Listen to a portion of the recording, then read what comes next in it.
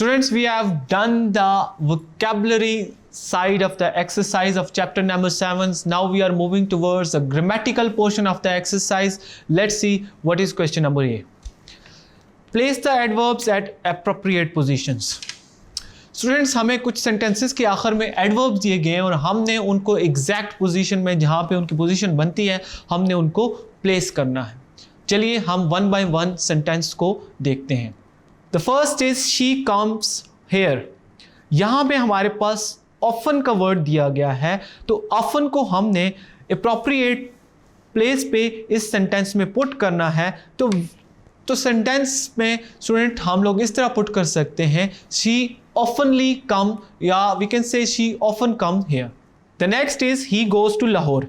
यहाँ पे हमारे पास जो एडवर्ब है वो sometimes है, इसको हमने appropriate place पे put करना है. So we can put here he sometimes goes to Lahore. The third one is the teacher was late.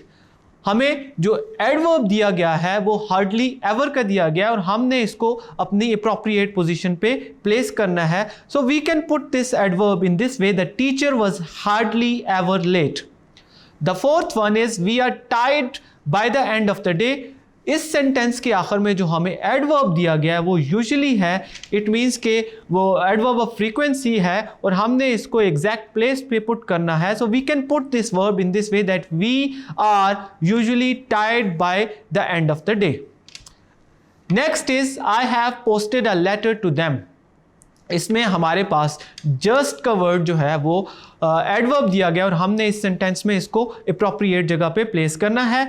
So we can place it like this way that I have just posted a letter to them. And the last is he did his work. इस sentence के आखिर में हमें carefully as a adverb दिया गया which is adverb of manner. हम इसको इसकी अप्रोप्रिएट जगह पे इस तरह पुट कर सकते हैं कि he did his work carefully. तो स्टूडेंट, आपने देखा कि हमने वर्ब के टाइप्स के अकॉर्डिंगली उनको सेंटेंस में उनकी एग्जैक्ट और we can say appropriate position पे पुट किया. आई होप आपको ये एक्सरसाइज समझ आई होगी. चलिए हम अपनी अगली ग्रामर की एक्सरसाइज की तरफ चलते हैं.